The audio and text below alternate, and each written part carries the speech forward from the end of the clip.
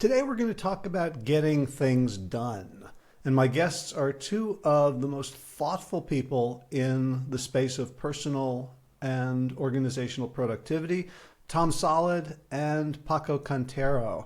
I met them through their work with Paperless Movement, which, as it sounds, is about how to use digital tools to enhance our productivity, to make us get more done, to have more impact in the world, to be able to do it sustainably, to get up every day and do it again and again and again without burning out, without sacrificing our mental health and our happiness and our ability to enjoy and participate in life. So part of that is about how do we take notes? How do we manage the incredibly huge stream of information and data and impressions coming in so that we can take action on it? And in the old days, when it was just paper, it was more limited and you could write things out by hand and you could go through notebooks. The digital revolution has offered more opportunities and also more dangers for just being overwhelmed, being addicted to note-taking systems, capturing everything, not being able to find anything, or spending so much time curating our notes and our impressions and our ideas that we never actually end up turning them into action. So I wanted to talk to these guys because I struggle with this myself. I can flip between just having a very simple system to buying every single latest hot tool out there to help me become more productive, to have a second brain, to do personal knowledge management, to manage my tasks and everything, and manage my time and manage my energy. And so I have been flipping back and forth for a long time over sort of this, obsessive following of productivity porn and ignoring it and basically being extremely unproductive. So I wanted them to help us talk it through because I'm not the only person, I suspect, who would like to be more productive, who'd like to have a bigger impact on the world and do so in a way that has less sort of friction and drag on my own being. So let's get into it without further ado. Paco Cantero and Tom Solid, welcome to the Plant Yourself podcast.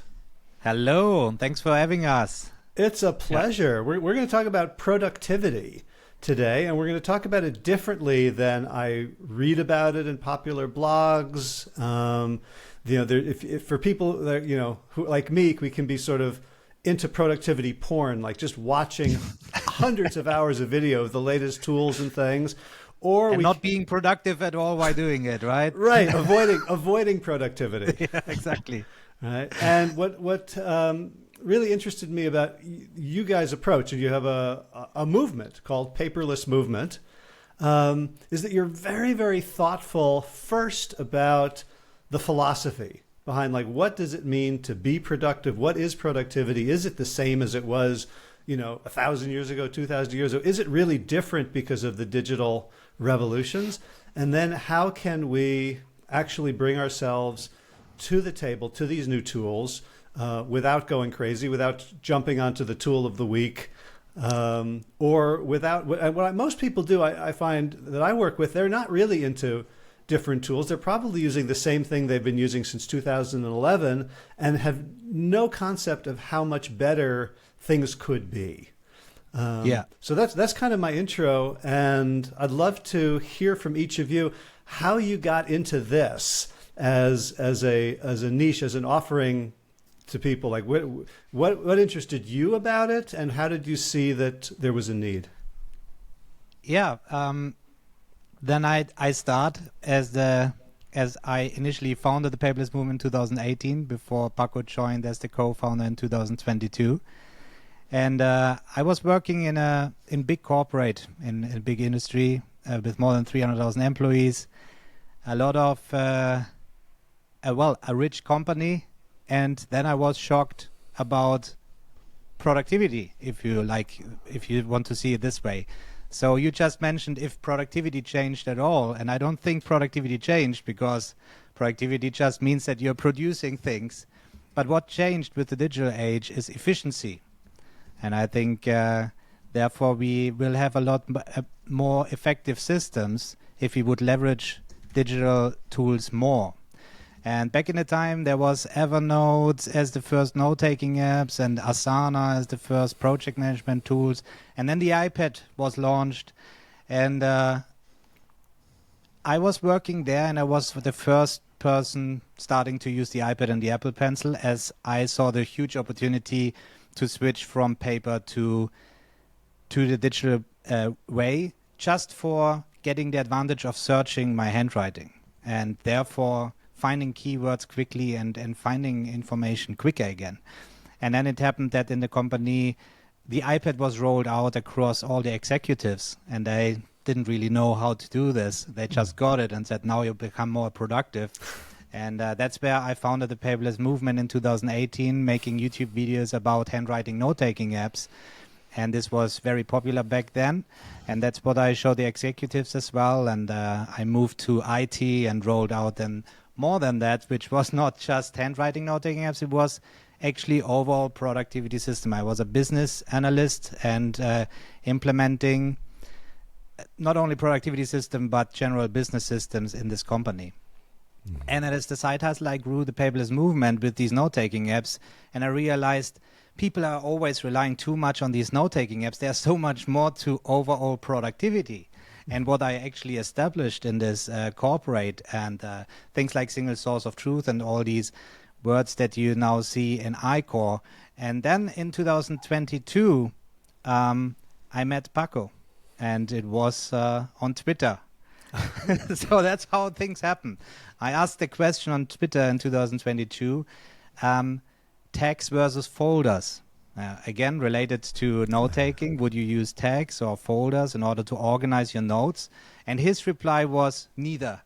And I thought, okay, that's very rare that a person thinks beyond these two things. So let's hook up. And that's where we met, and we saw how like-minded we are, and that Paco all the time with his whole experience that he will share in a moment. He built something similar as I built in my corporate world and with all the clients that I had in the membership that we had back then, which was already ICOR. But with Paco coming in, we expanded it and perfectionized it for that it's literally working for all industries and doesn't matter the size of the company and things like that. And it's 100% tool agnostic. That was key because I also saw the issue that people rely too much on tools and using too many tools in parallel and all these things. So, but before we dive into this, I like to hand over to Paco there. Yeah, and just one quick reflection on that is I can't think of anyone who got an iPad who didn't become less productive. Yeah, exactly. That's the thing, yeah. So the thing is, what I always said is, if you haven't been productive before, and let's say organized instead of being productive, because all the people I was working with, and we are working now in the Inner Circle program, they are all productive and successful people. Right. It is just the issue of scaling things and leaving behind of people who really leveraged the digital age, because they get the unfair advantage there. And so that's the key. So if you haven't been organized in the physical world with your paper notebook, you lost totally in the digital work because the opportunities are so much more. So you watch a YouTube video about this app, you download this, you start taking notes a bit in there, then you download the other one, you do a bit there, you scatter information all over the place, and nobody is really guiding you how to do it for your specific use cases, so you find the information and connect it to action. And that it was a missing thing that both of us, Paco and I, saw, that all the methodologies out there rarely talk about how to move information into action. Great. All right, Paco, let's hear from you. How did you get into this wild world? Well, I started quite early, okay, because it was at the age of 8 when I started coding. As you can see, I'm a productivity nerd, okay, since I was born, okay, everything was planned. And the point is that since then, I understood unconsciously that we are surrounded by systems. And that was something that we need to be aware, okay, that the sun, the earth, life itself, everything is a system. We are systems. And the moment that we understand that, we start operating like system. Because I think that all the anxiety, the stress, all this crazy world that we live, even inside or outside or both, is because we are not being perceived as systems ourselves. And I know that this sounds kind of philosophical, but it's the initial, okay, the point of ignition of all this story, okay, because based on that is, you ask us at the beginning, how do I become more productive? And it's by building a productivity system, okay, because that's the starting point of everything, understanding that we are system and we need to be backed up by a productivity system. For us, productivity is performing at your best without burning out, okay? This is a definition that we have concluded after dedicating quite a long time to think about it, because at the end, what is productivity? I think that it's, well, being able to perform at your best, but without killing yourself, okay? I think that that's where many people are right now, that it's in that point that create stress, anxiety, and all those type of negative emotions that are anti-productive, okay?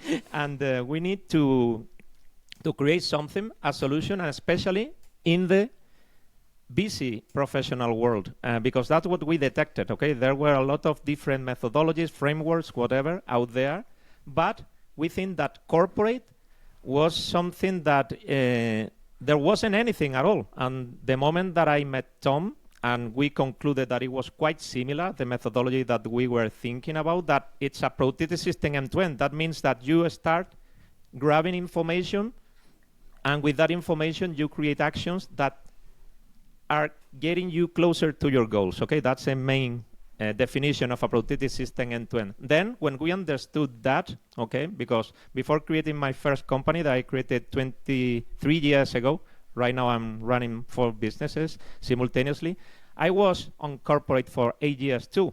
And both Tom and myself were aware of the problems of people not understanding what productivity is all about, okay? How you set goals and how you make or create something to achieve those goals. And that's the main, the ultimate purpose, okay, of the paperless movement and ICOR. That is how we name our methodology. Okay. So when you say everything is a system, so what do you mean by that specifically? And I one of the things I've done for a long time is I coach people around like health behaviors, health habits. And so I would talk about, like, if you're going to go for a run, have your gym clothes ready in the morning. Is that sort of what you mean by a system? Like, how do you think, what's the difference between a system or not a system? A system is something that you can run effortlessly, okay? For instance, what you have said, that's how you avoid being reactive, okay? A system helps you to be proactive, okay? Everything is in the right place when you need it. And that's the most important thing. For instance, habits symbolize pretty well what a system is, because to achieve a goal, you have 2 approaches, okay? The project approach, that is, well, I start listing here tasks or whatever, I create an order and I start executing, and then I try to meet a deadline, okay? I think that that's a wrong approach, and we should bet on the system approach or the work stream approach. I mean, creating a system that just by running it on autopilot, day by day, second by second, minute by minute, okay? Effortlessly, because that's the most important thing. The moment that you bet on systems, you don't need to rush the things, you know? My dog is never in a rush. The sun is never in a rush. And, you know, everything is constantly working, and that's what a system means. It's something that it's constantly running effortlessly. Obviously, you need to feed it, okay? That's the input, okay? The information that we put into the system. And just by running the system, you get the outcomes that you want, that it's achieving that goal. And the closer you are to system, the better your life will be, okay? Because you just let the system run, and everything is going to be working by itself. And I don't know if that replies to the concept of system, but I think that it's like a feedback loop, positive feedback loop, that it's always working, instead of, you know, just rushing the things, being stressed, improvising, not having a clear planning of what needs to be done, all that stuff. And obviously, that's pretty easy to say, okay? But the difficulty is to implement it. And that's what ICOR allows a busy professional, okay, to implement, because this is not a fairy tale. This is something that we have tested through decades, okay, that we have polished, that we have dedicated a ton of work, deep thinking, and we have concluded something that you can perfectly implement by following a sequential way or journey that we call the ICOR journey, okay, and it's a step-by-step guide that helps you to make that a reality. I just want to add there about the busy professionals, right? So we greet on YouTube. I greet the people with busy professionals. We call our members busy professionals, and there are every now and then there's a person being offended by the word busy professional, and the issue is really that the negative feeling that busy brings up is completely wrong. Being busy is great. Think about the busy bees, right? They are busy the whole day, but everything they do has a purpose, and they don't feel annoyed or, you know, that the bad busyness is running around in corporate and pretending that you are busy, and you are busy, no doubt. But I think the issue is many times that people are busy because they don't know what they need to do next, and they are just overwhelmed with all the tasks they have, the infinite task list and the finite calendar day and things like that. So to get back to the system, Busy Bees is a perfect example of a perfectly running system, and nature shows us. And we should adapt to this, so busy professional becomes something positive again. So being busy the whole day and feeling accomplished in the evening, this is really key, and not just running around and not knowing what to do and not meeting deadlines. And the ultimate goal is always with ICOR is also the mindset change in the teams, in the companies, that there's trust again, that everybody will do that everybody will do their best each day.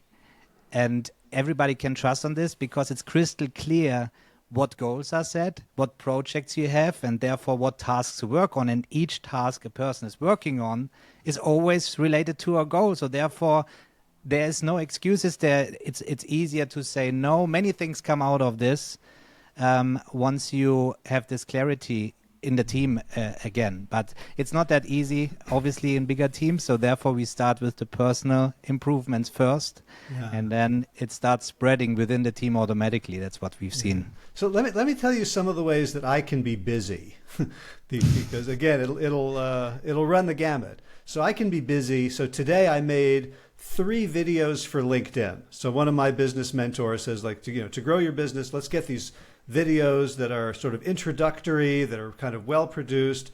And I've done them like 20 times. And every time I do them, I'll show them to people and they say, no, your energy isn't right. You're not looking at the camera. So I did them again today. And that feels like good busy. I can also be busy not doing that, right? I can be busy because I feel embarrassed making a video in which I look stilted or awkward. So I would rather watch 4 hours of a course on how to be good on camera, right? Instead of actually practicing. I can be busy switching between tasks because I have so many tabs open, and every time I see a tab, I'm like, oh, I forgot to set up my Stripe with my Captivate podcast host. I better run downstairs and get my the check so I can put in the right information for the banking, and I can go back and forth, and I'm constantly moving things ahead, but it's almost like I'm driving 5 cars, and so I have to keep running from car to car. I can also be busy planning what I'm going to do instead of doing it. So, I have to admit, I was, following you guys, and I did get into this pit of chasing tools. So like, oh, Sansama looks great. Oh, Miro, let me try that. And then, of course, if you get a tool you want to commit to, you have to commit to getting better at it and practicing it and understanding it and learning it.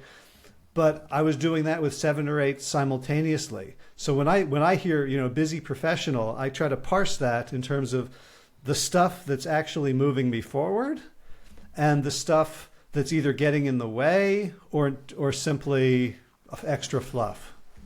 Well, I think you have to build a plane while you're falling in this case, right? So there's one busy, what you described, this is procrastination. So you're busy procrastinating what you need to do. Yeah. But procrastination is a result of not having clarity what you need to do on that day.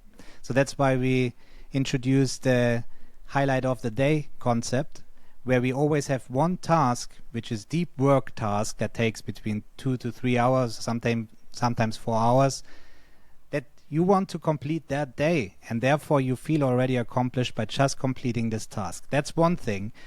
Getting clarity on what really is what are really the tasks that move your business forward. And while you're running this, realizing the system that you already have. Everybody has already a kind of system, but people don't realize the business processes within their business, the many hats they are wearing and things like that. So that's why we have this tool agnostic approach, and that's why we always warn, don't switch tools. In our inner circle coaching, we have many people coming in and say, oh, you're using Heptabase, you're using Tana, I want to use this as well. How do I do this? And we always say, stop, don't do it. We look at your tools, and so many times they realize after 1 month, in the end of the program, they had already a great tool stack. They just didn't know how to leverage it perfectly for their own needs. And that's why it's so dangerous going to YouTube looking for productivity advice, because many times there is a sponsorship behind, so people try to sell you something, even their own templates then, and then you have to learn the course in order to learn a template about Notion. And this is a very specific use case, and usually too narrow for and too rigid for busy professionals in a highly dynamic and flexible workspace where they have to be flexible with their systems. So that's why we say key is learn tool agnostic concepts and workflows first, and that's what we do with ICOR. And there we use common terms everybody uses every day, like projects, tasks. We avoid buzzwords at most to leverage what people already have every day, so they don't need to learn new things, but understand why they're doing this, setting priorities. What is a priority? Why is it urgent? Why is it high priority? These things, people are confused, and they have these tools providing all these features like setting your high, normal, low priority, for example, due dates. What is a due date? When do you set these? All these things lead to confusion, and by applying the ICOR methodology, that's where Paco and I always say, if you take away any tool out of our tool stack, the next day we would be up and running in another tool, the same way as before. There might be features missing.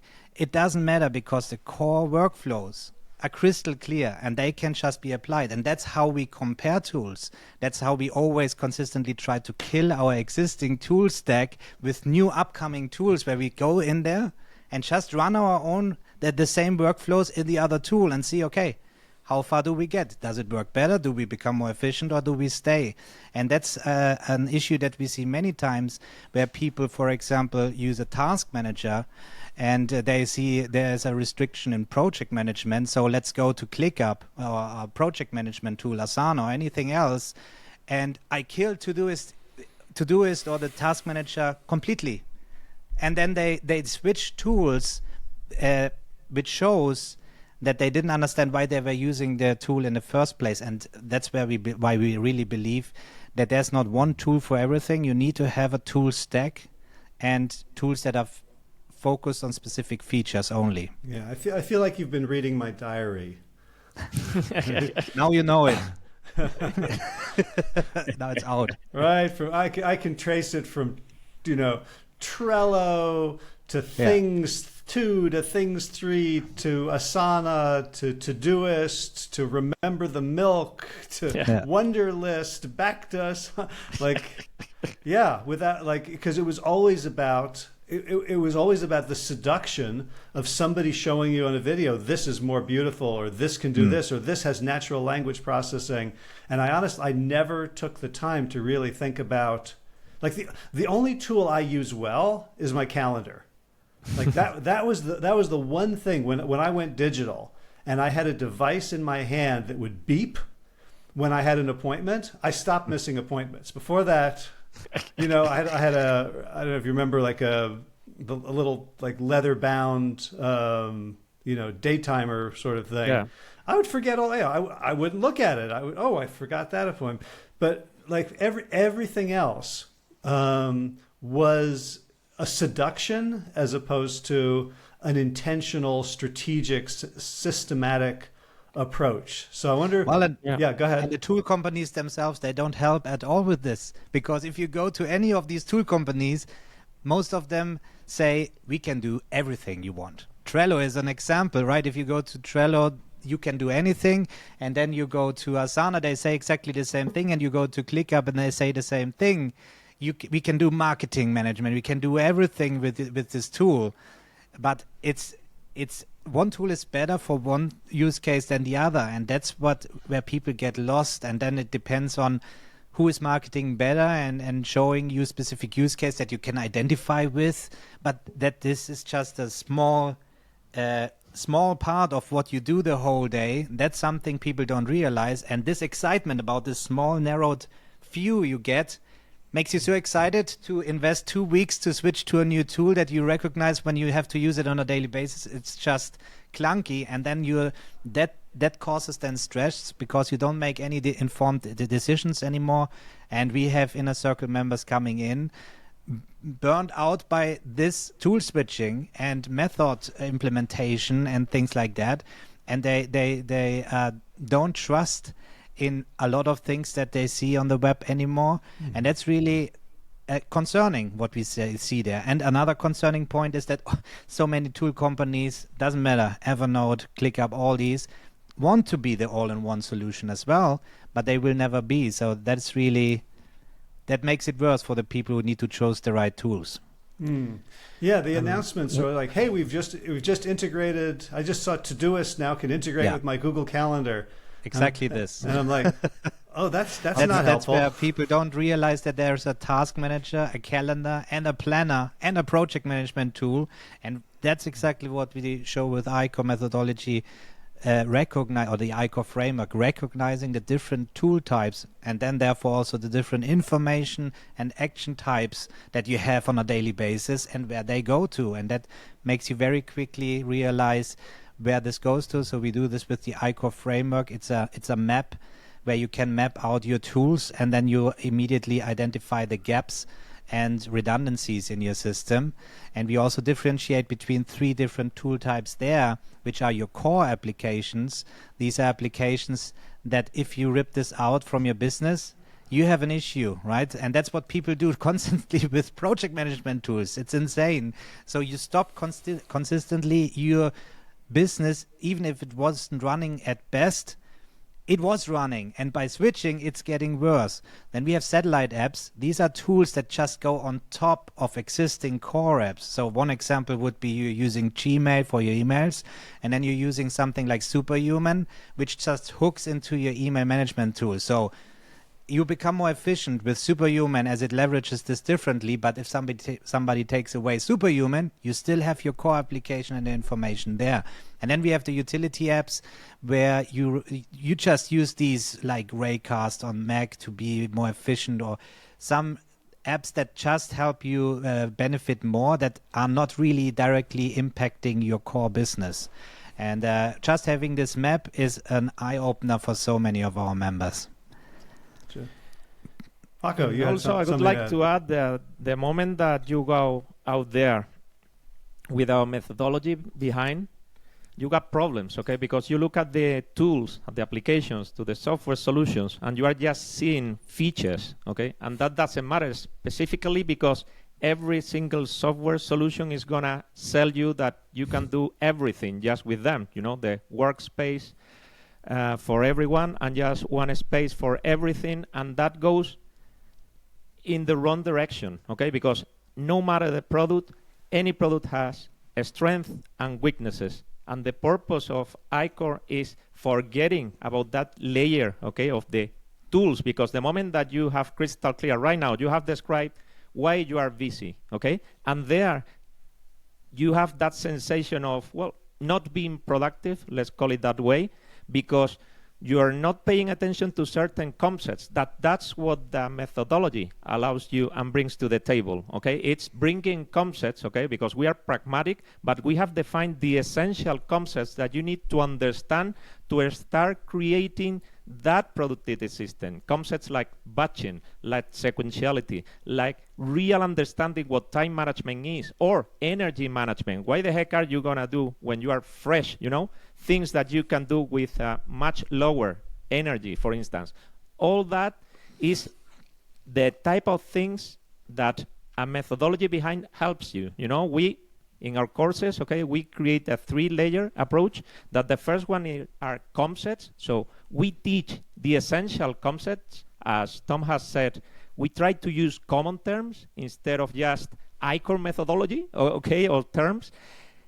Then we put those concepts into action so that you better understand those concepts and they are not something abstract that you cannot understand, because at the end the productivity system should be something that you run on autopilot based on your common sense. If you don't really understand the system that you have built, it doesn't make any sense, okay? That's why you don't have to follow third-party rules or templates coming from other. No, it's something that you're gonna create by yourself, and that's the only way that you can really understand, okay? And the third layer in our courses is what we call implementation, is showing those concepts and workflows in a certain tool so that you can better understand concepts and workflows. But that doesn't mean that you have to use that tool, okay? And the moment that you go out there with those concepts and workflows pretty well defined, you will see how you approach tools in a totally different way. We have had people inside our community and membership, for instance, that just by using the tool in a different way, they become 10x much more productive than at the beginning, just using the same tool. That indicates that it's not about the tools, and that's why people are constantly switching tools, because the tools are not the problems, okay? Maybe you change to another tool thinking that you're gonna solve these 3 features that your current application doesn't have, but then you are missing 8, you know, that your current tool had, and then you are into that loop that you're constantly switching, and well, that's it's gonna take you nowhere, because it's quite difficult, because it's not a problem about the software you are using, but how you are using it. Yeah. Well, and it's even worse if you do this with a team, the constant tool switching. That's where frustration is for sure. Yeah. Well, I mean, I've seen this at corporate interventions of all types and sizes where things aren't working. People aren't getting along. They aren't working together. And so you bring in the next consultant who has the new method. And this is the magic that's going to fix it. And the truth is there is no magic. There is effort involved in thinking and in awareness, and then there's effort involved in turning it into a habit, right? That the system you've defaulted to has achieved an equilibrium, right? Yeah. And if you want to go to a different system, even if the new system is much easier, it's going to take energy to get you there. Yeah, and that's what we had is also in our coaching program, that people ask us, should I get a consultant implementing the workflows and things like that? And we say, no, wait this month, and then you will realize how your system works. And with this map and your understanding of your business processes, then you can get in a consultant, and you will already save so much time explaining to him the things that you now perfectly understand for yourself, and therefore money. That you can kickstart working with consultants or anybody who wants to improve your business, because you already know what you need, and now you need people who to carry it out.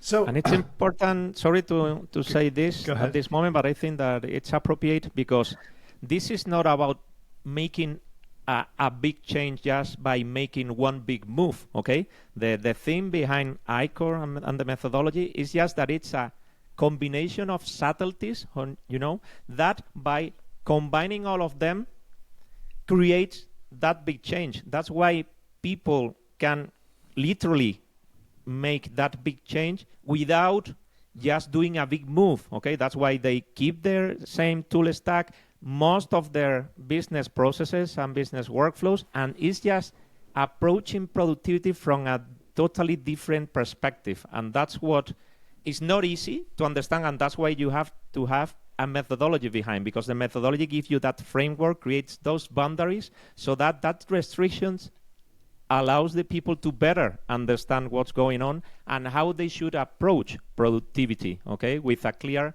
outcome that it's that productivity system that you have built by yourself, okay, following your criteria, your knowledge about your business, and just making things really work, okay, because they are much better organized. And especially in business, everybody's talking about continuous improvement. And in corporate, I heard this a lot, right? So you have this goal that you have to improve something and people come up with something, right? But continuous improvement happens automatically, naturally. Everybody will see opportunities to improve things once you have a process running, or at least understanding the current processes that you are doing. So the opportunities will come up automatically. There shouldn't be a goal for that, or people forcing into this and finding then opportunities, as everybody wants to work more efficiently and have a calm day and things like that. So that's, again, it goes back to the falling and building the plane while you're falling. And you mentioned in the beginning how you have to record the LinkedIn videos and for the 5th time and things like that. And that's actually business that you enjoy. But I published 500 videos on YouTube before we now have 2 video editors doing this for us, right? And I was look at my very first video when I was sitting in the basement there, and now each video was moving the business forward. If I would have thought about how I make the perfect video, I wouldn't have started today. So, and then it took another 400 videos. The first 100, I was then more or less happy. Another 400 videos where I was so efficient with the workflows that I perfectly were able to describe this in a SOP, in a standard operating procedure. And then to look out for the right company doing these editings, so they have just a checklist they need to go through and make these videos exactly the way that we've been doing it before. And that's another example where it makes sense to do it first yourself. Things are clunky and slow, but at least you're moving forward, and I think that's really key. It's also a lot less expensive to outsource implementation rather than skill and strategy, and the inner essence that you didn't end up developing because you outsourced too quickly. Yeah. It doesn't matter if you look at business development, productivity, or any other space. If you start from scratch with somebody and have no general idea, then it makes it hard. Obviously, there is support where you have to start at some point, right? When I want to become a business owner, I'm going to courses, and then you have to gain a general understanding, and therefore all these things make all the sense. But you always have to think yourself about what you're building there and not just completely hand it over to somebody else. I mean, what I'm referring to frame this better, when I was rolling out Asana, for example, for more than 1,000 people in this corporate I was working in, we've been rolling this out based on the workflows that we established and that we implemented into Asana. However, at a level of 1,000 people, Asana said, we take over now. And we have our own consultants doing this now in this company, and you're no longer involved. And what they did, they ripped everything out and started with their standard templates to roll out, and efficiency dropped significantly. And that's where we were able to rescue it, because we had perfectly laid out, no, look at this, how we were moving this, and we want to have this way in Asana running. That's one of the examples. So having a general understanding and get to a certain level and then get more advice, that's really helpful to kickstart things. Yeah. So I would love to share the ICOR framework so people know what we're talking about. And I wonder if we could do it just so I can wrap my head around it, just taking me as an example. I think it's be simpler to take one person, and I know myself. So, I'm a coach and consultant, so I'm always trying to write a newsletter, do an article, I'm probably reading 4 books at a time, listening to 5 other books at a time. I have to have all my, if someone wants a proposal, I have to remember where I put all the documents. I have to remember which is the most recent biography, that, where it lives, what all that stuff. And then lots and lots of ideas, things that I want to remember, things I want to write down, a quote that I heard that might be useful someplace. So with all that, can you kind of put ICOR, put that into an ICOR framework? Like, what am I doing? Well, the point is, first off, I would like to differentiate between ICOR and the ICOR framework, okay?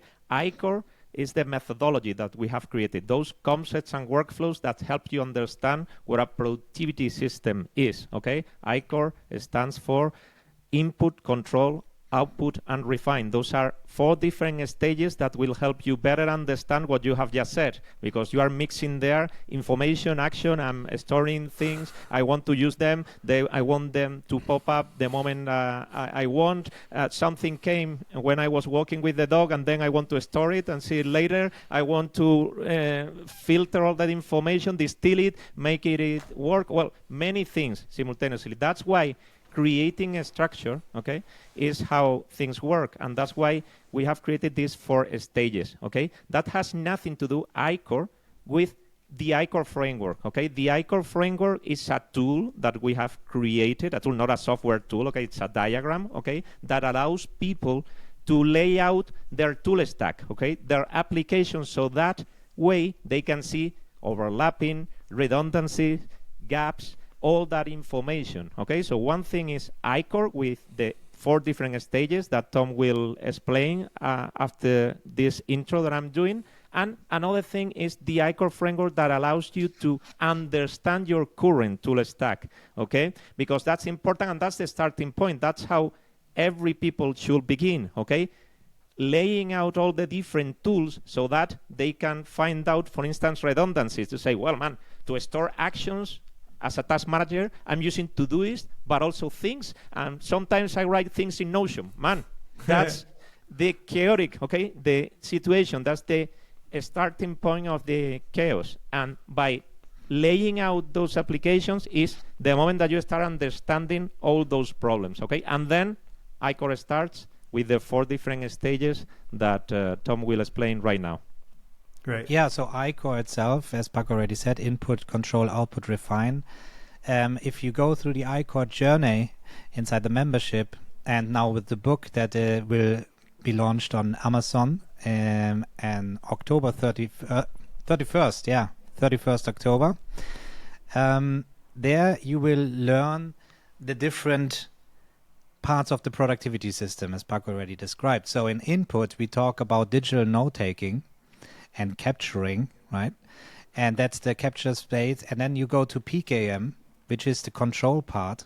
And there you see already, we just reached control stage, and there we talk about PKM. And when you go to YouTube... Can you say what that is for people who haven't heard that? Oh, I'm sorry, yeah. Personal knowledge management and PKM, and it's another buzzword. That's why I just said PKM, because if you go to YouTube, there are channels only talking about PKM like it would be the productivity system itself, and that makes you more productive. Yeah. But you see, we talked about digital note-taking and split it away from PKM, which is input and control. And in output, we talk about task management, which is the personal task management, and project management, which is the business knowledge management and the business project management, where you work together with your team. And again, we have people joining and say, I'm a solopreneur, I'm a freelancer, I don't have a team, so I don't need to go to this stage of the project management. But that's wrong, because you learn the mindset of thinking as a team. So by becoming aware that you're wearing these hats, changing your focus mode and context, because now you're the marketing guy, now you're the accountant, right? And now you're the creator recording these LinkedIn videos, for example.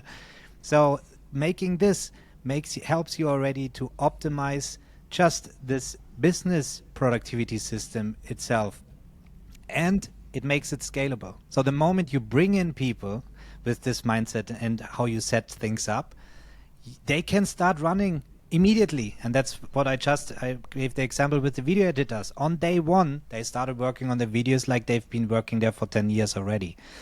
And this is the part with the project management like the pro. And then we come into the refine stage of ICOR. And in refine, we have the automation like a pro course then in the ICOR journey. And this is about not automating your tools. It is about workflow optimization and automation. So we focus more on optimizing your workflows before we move into automation. There's another movement where people want to automate everything. And I love automations. We are using Zapier, Make, custom integrations, many things. And if you would go behind the scenes how our ClickUp runs and how our content distribution works and things like that, you would see there's a lot of automations. But if I would share this on YouTube and tell people and try to train them, you can automate this, then the point is missed again. This is a result, a consequence of the workflow optimization that was done over years before that. So doing it manually makes you realize much more many times what you're doing and how you're doing this. And by writing down your individual step, you would realize what you're doing the whole day. And there, again, this is where you have continuous improvement. Do it over and over again until it becomes autopilot or manually. Then you find ways to optimize and save time. And then you automatically come to the point where you say, okay, if I would have one tool in order to do this automatically, that would be amazing. But you came also to the realization, maybe I can delegate this part of my workflow to another person. And then you make an informed decision who to hire. And that's the refined part of ICOR. And when we quickly go to the ICOR framework, which is the tool that Paco mentioned, that's a map that consists of, and you can see this if you go to our website, there is our tools section, and there we show the tools that we use laid out on the ICOR framework. And the ICOR framework consists of 4 areas that are overlapping, and that's key because there's no tight boundaries between different productivity areas. We have to overlap them. And the different areas there are PKM again, the personal knowledge management. Then we have the BKM, which is the business knowledge management. The BPM, the business project management. And the PPM is the personal project management, or as people say, task management. And this overlapping and laying out your tools on this map makes you realize many things, as I said, redundancies and gaps, but also the differences between personal and business tools and knowledge and action. And that's really amazing because now you really define what you're using these tools for.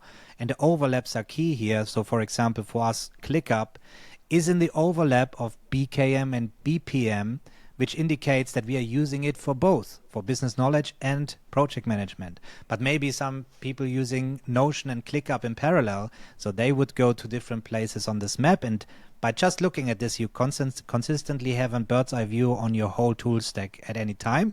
And everybody knows also in your team then what tool to use. And it goes further with this, with team communication system that we have in the project management like a pro. So people really know what do you use for communication and what channels you have. And well, it goes further than that. But that's really the difference between ICOR and the ICOR framework. Gotcha. So I'd love to take them one at a time because I think for me, input has been very interesting. So I grew up, handwritten notes, photocopying things, and then all of a sudden you had this digital world and people started saying, bits are free. You can collect all of them. And so I started, I was an early adopter of Evernote, and I discovered Evernote had a web clipper, and I saved everything to Evernote. Yeah. And I still have it. I'm afraid to get rid of, to stop paying for it because I don't know what's in there. It's like, it's like a storage unit, like they have on like Storage Wars. There might be something amazing in there and I don't want to stop paying for it. But I also... But the point is, Howie, are you aware that you have survived without checking that life-changing thing? It's a miracle, isn't it?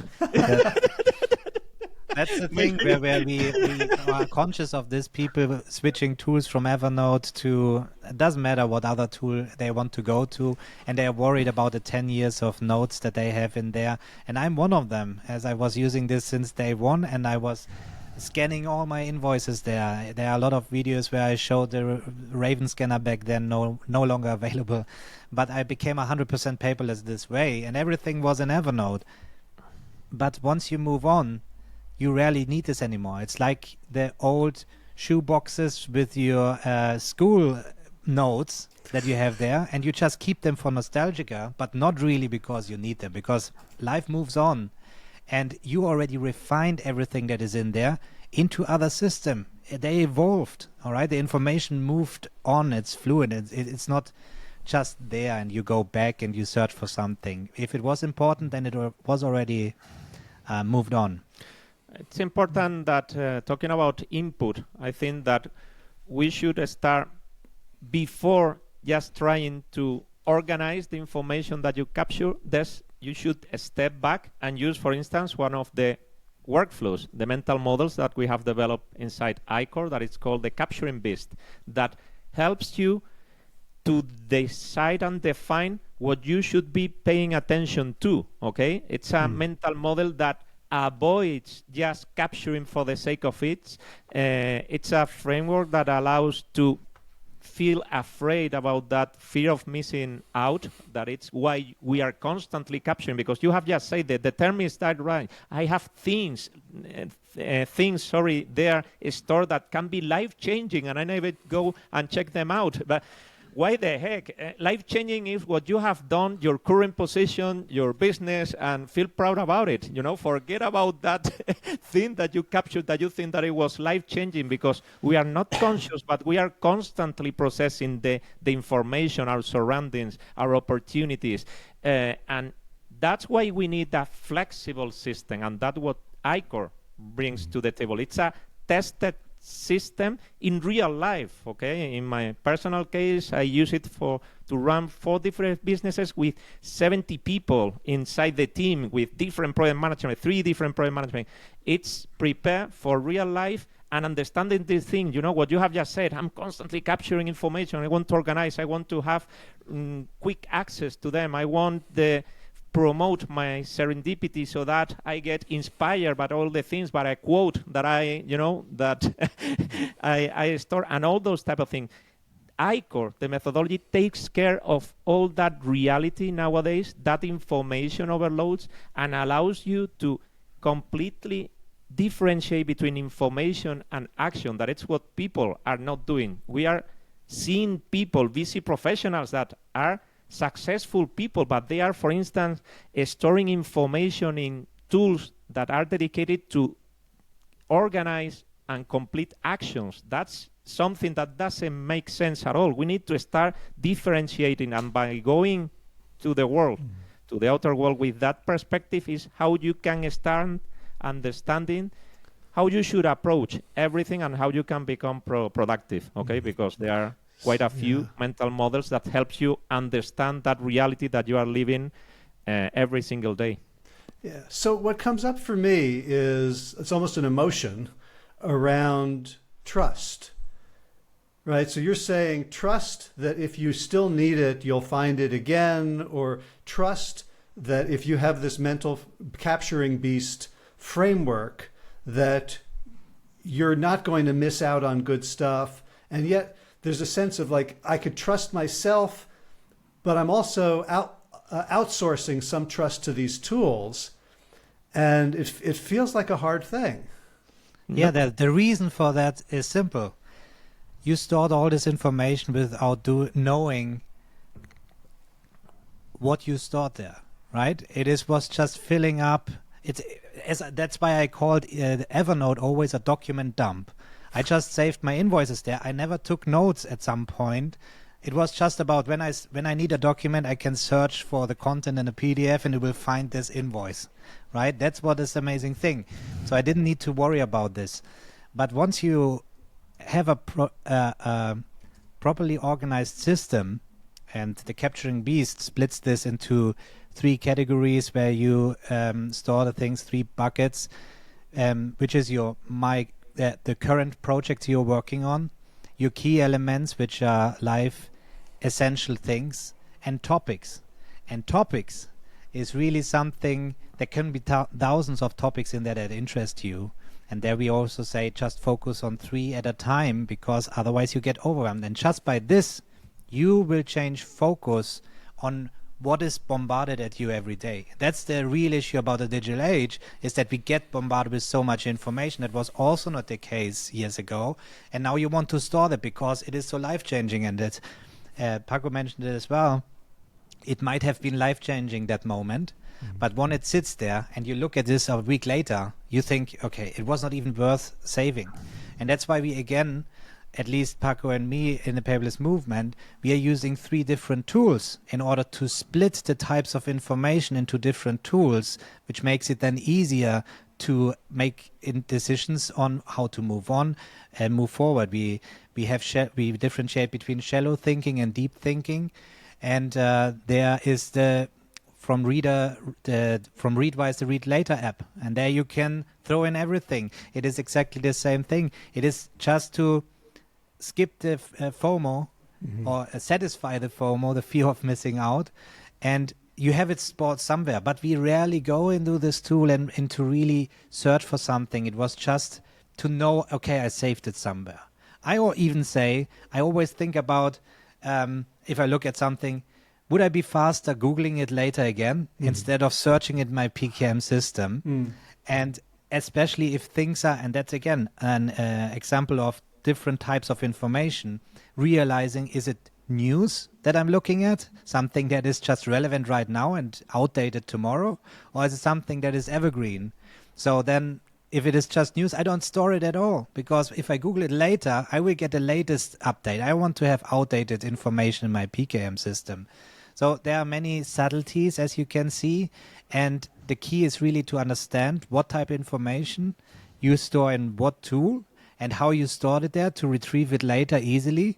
And then you know perfectly what happens if you kill that tool, because you know what is stored in there, and then you can go through this and extract what you really need to move on to the other tool.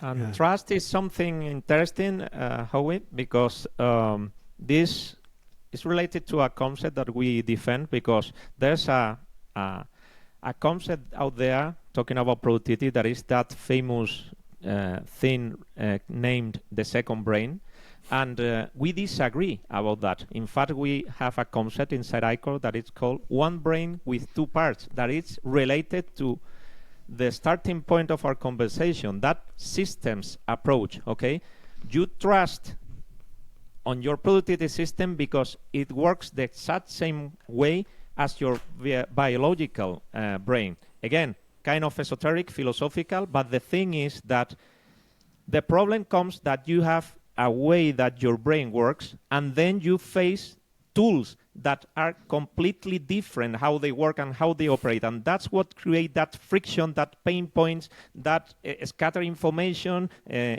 tasks all over the place, not organizing project, not achieving deadlines, because there's a different approach when you are thinking by yourself using your neurons versus how you interact with your digital tools. And I think that calling it second brain, it's what creates that dissonance, that differentiation, and that mistake, okay? Because the moment that you see yourself as a system, your digital productivity system is exactly the exact same system, okay? Running by the same concepts, the same workflows, and the same way of doing the things. That's why we don't care about changing tools, okay? Because the tool is going to work the exact same way. It's like you're not going to change the way you think after being decades seeing life in a certain way. Obviously, you can create new input, new outputs, but the way you process the things are not going to change, okay? And the moment that you understand that you just only have one brain with 2 parts, one that is physical and the other one that is digital, and everything is perfectly aligned, it's the moment that you can build that trust, okay? Because you are just following your common sense that is perfectly represented in the digital tools, okay? Because they work the exact same way. And I think that that misconception of the second brain is what creates that friction points about changing information tools, switching tools, looking for the best tool possible, when the thing is how your brain works, understanding how your brain works, and based on that, create that productivity system that is perfectly aligned to that physical and neuronal connection. And I really want to add something here to close the gap between this physical and the digital world. The thing is how humans evolved over time. They have to use what they have in the physical world. And when they store information, they started with paper. They created books, and eventually in the corporate you've been using, or all over the place, using folders. And you put papers into folder. That is something we have been doing for thousands of years, to store this information this way, and that's why we are used to this. But it never worked like our brain works. We don't store information in one folder. We always get context between different types of information and make connections. So then people developed the Zettelkasten method and tried to overcome this obstacle in the physical world, and now become digital. What happens?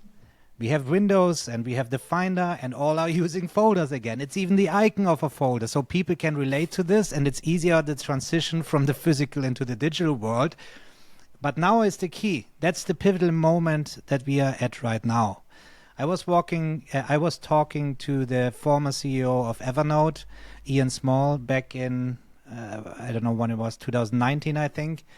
And we've been talking about Evernote and how it evolves. And I said, how many people are using tags in Evernote? TAGS, tags.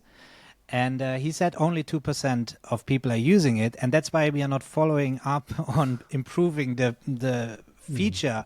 We're focusing on other things. And I said, but this is the advantage of the digital era, that we have cross connection between different information, not having them in one folder, but having them in several folders in parallel, something it's impossible in the physical world. And he said, well, 2%, and that says it all, no need to do that. Well, then you saw it. Rome Research came out, and Obsidian, and you see all these things where people started linking your thinking. You see this movement there as well. And this is exactly it. But again, people tried with the Zettelkasten method now to overcome this and to explain what is happening. What's really happening is, and what people need to realize, we're getting closer to the functionality of our brains in the digital world. And we have to think outside of the box of this physical age. That's where people go back to the Franklin planner to feel secure again to the things that they're used to, because nobody is really explaining to them how this works.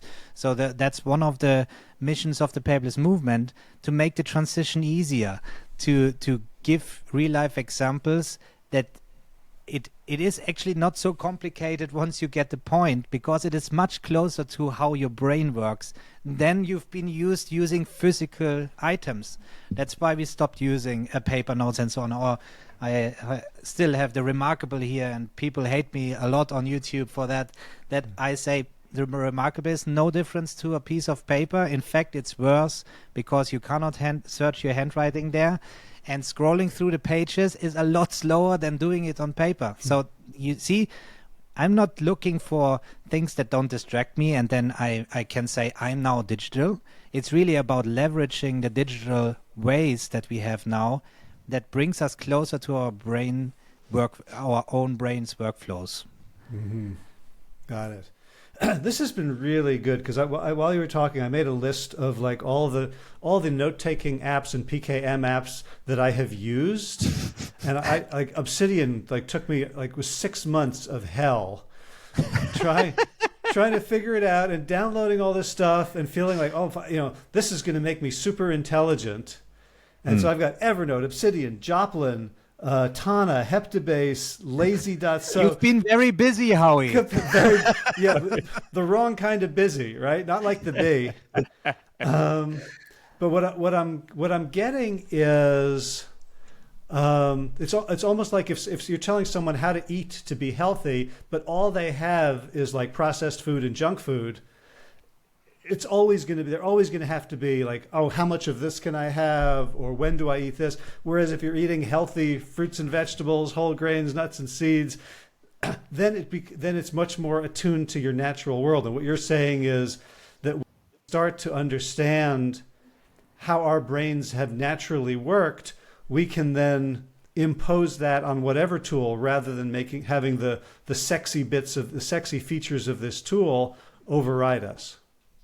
correct, because that's what people are doing. They are forcing their brilliant minds to work with the limitations of a digital tool because sometimes tools enhance, our performance and the outcomes that we produce. But if you use them wrong, or they are constantly attacking your brain processes, then your brain power is going down, because you are constantly, and that's what's happening, a busy professional that it's in the middle of the chaos, inside a storm, day in, day out, and creating these friction points by using tools not the right way, it what creates those negative emotions that we started saying that we remove thanks to having a methodology behind. The moment that you have everything, for instance, moving from information to action, getting things done.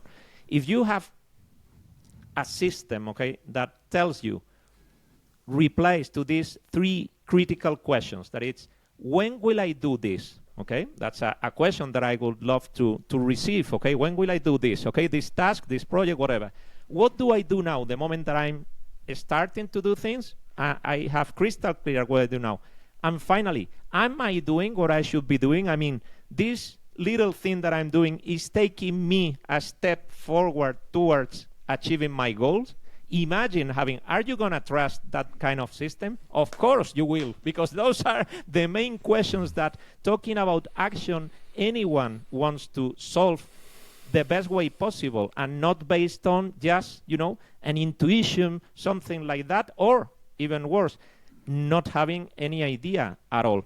That's what ICOR brings to the table, and a productivity system that works smoothly, just following your natural flow and allowing you to do, because this brain with 2 parts allows you to take the best out of the digital work, especially right now that, for instance, with artificial intelligence is something, well, you cannot imagine how we have leveraged the Paperless Movement project thanks to AI, for instance, but using it correctly, because people are always looking for miracles, and things that just start overnight, but this takes time, And the moment that you understand that, but also taking the best out of your brain, because we think that's why some people are scared about artificial intelligence and things like that. Our brain is so powerful that the moment that we are really focused onto something, that we don't suffer interruptions, that we don't stop our workflow, is the moment that our performance, it's amazing. We have seen people just being focused for 1 hour and doing amazing things. For instance, the other day I read that the iPhone was just designed and delivered by a team of 20 people. 20 people create something that has revolutionized the society, for instance. So we underestimate what we can do in a certain amount of time, For instance, we are not conscious about the things that we can do when we are working properly in just 2, 3, 4 hours, a day. And that's huge, and that's huge. And that's possible to combine with what we call shallow work, that is all those operational things that we need to perform daily, because they are also important and crucial to keep our businesses alive, And the combination of that is what allows us to deliver and perform at a peak level without burning out. Yeah. And I just want to add something to get back to the system approach and also the biological world. As I studied physics and I made a PhD in biochemistry and molecular biology, and I always looked at these cells as a system, right? I'm not asking of if I put this nutrient in and it captures this nutrient, that I don't stop asking questions. I'm asking what happens now, how does it digest things, and what will grow out of the cell, things like that. So everybody is looking at these things holistically, but they don't do it for the productivity system. And that's why it's so important to look at these different areas beyond knowledge management, especially, and see everything from a holistic view.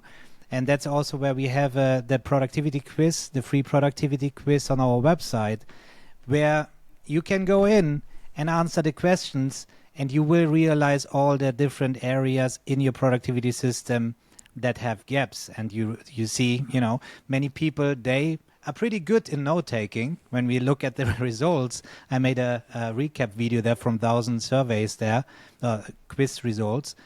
They're pretty good in capturing. But then when it comes to organizing notes, they fell short. And the questions that we ask there are just the questions that you need to have in place, common things where you see. And then you see people are pretty good then in task management maybe, but not in project management. It's really interesting to know. And that's where is the perfect starting point into realizing that there's more to this than just having a proper note-taking app and having a fancy system and following some rules that somebody gives you how to connect notes. That's not it if it doesn't make sense for yourself. Yeah. So let's find out where people can find out more about you, where they can take the quiz, and how they can start to learn from you. Yeah, sure. So all they need to do is to go to the paperlessmovement.com, and on this very first page you will see all the things that we offer, including the free quiz and all the free resources, the articles Paco is writing, the videos that I'm publishing. Our podcast episode as well is there, accessible, everything for free. And then you see the further information about the membership and our direct coaching program that we offer. Great. And the book. Yeah, tell me about the book. I didn't realize you guys had a book. Yes, it's gonna be released on October the 31st, and we made that because, well, due to many things. Okay, first off, because we got hundreds of members who were demanding a piece of content that synthesizes everything, because through the ICOR journey that has 5 different courses, everything is a step-by-step guide, but it's something that it's online that combines, a video with growth assignments, with magic slides. They wanted just the synthesis of the methodology and the ICOR journey, and that's why we created that. And also because at any moment they want to quickly have a place where what we call a single source of truth, okay, that it's a place where you can find what you are expecting. And we are really happy about the end result, because we think that synthesizes all the knowledge that Tom and myself have condensed through decades of experience in the world of productivity. We have done it as simple as possible, as short as possible, but we have had beta testers, and they are really happy about how we have synthesized the things. And it's a piece of content that we consider that delivers real added value for busy professionals and even people outside of the corporate world, because at the end, productivity, we talk about productivity in corporate business, but it's think that it's a way of living, okay? A way of living. People who want to improve, to grow, to take the best out of their time without suffering. I think that all those people feel quite identified with methodologies like ICOR. Yeah, it feels almost like the way you would meditate in the morning before starting your day. It's almost like it's like the process and the habit is almost like the synovial fluid around your joints that we don't have to do. Like, it's optional to think about our lives. There's enough coming in. There's enough other people's agenda that we could just go through our whole lives and not think about it. And what you're really asking people to do is take a minute to think about it, and to take a little bit of time as part of the art to refine, to bring awareness to it and see new possibilities. So I almost see it as a spiritual invitation as much as a business invitation. For sure, because I think that what a human being really demands is purpose. The moment that you wake up and have a purpose, a mission, something that gives sense to the ton of hours that we dedicate nowadays to work or whatever, I think that finding out that purpose easily and effortlessly is what brings that peace of mind, because that's what we are demanding in life. Okay, it's peace of mind. It's feeling like my dog, that he's calm, that he's not suffering, he's not stressed at all. And that's what we demand as human beings, because no matter artificial intelligence, software tools, whatever, we are still little monkeys out there, and we need our basics again. Okay, we need to recover our basics, and that's something that you can perfectly do nowadays, enjoying the best of both worlds. That it's your primitive assets, okay, and the amazing opportunities that we have right now, accessing to amazing information, being able with the, I think that it's the best moment to create a business, for instance. You don't need huge resources to create something great, and you can find out that meaning, fulfillment, and purpose in life without any problem. And at the end, I think that this is the ultimate goal that we all pursue. Beautiful. So the website, again, is paperlessmovement.com. The book is ICOR Journey, ICOR. And it's coming out October 31st, Halloween. So for people who are scared of productivity, it's a good day. It's currently on pre-order, so you can already access this on Amazon. Awesome. Well, Paco and Tom, thank you so much. Your work has already helped me a great deal. And we just entered the input part, right? So you see, we can talk hours, and we just mentioned one mental model. So there's a lot to unpack, but still, it was amazing. Thank you. Yeah, thank you guys so much, and I wish you all the best. And I hope our brains will connect again. For sure. Absolutely. All right, thanks. Thanks to you. Bye. And that's a wrap. You can find the show notes with everything we talked about at plantyourself.com/605. Movement news. Got an exciting workout coming up in a little while. It's the 100-500. 20 push-ups, 100 jump ropes, repeat it 5 times, and eventually, when I can do it, get to be able to do it speedier and speedier. So building some strength and stamina at the same time. Looking forward to that a little bit. Scared a little bit. Played Ultimate, and still, as you can hear, still got a little bit of a lingering cough and cold. So I think that's still undermining a little bit my cardio. Decided I wanted to get back into morning jogs, not the same way that I was when I was running ultras and I would do 50, 60 miles a week, but I did pop into the local sporting good chain Decathlon, and I got you can see it if you're watching, a low-end, bottom-of-the-line Garmin watch that still does amazing stuff, and so it's encouraging me to get in my 3 miles 3 times a week, just as a way of getting back into it. That's about it for me for this week. Got some great conversations coming up. I'm looking forward to sharing those with you. As always, be well, my friends.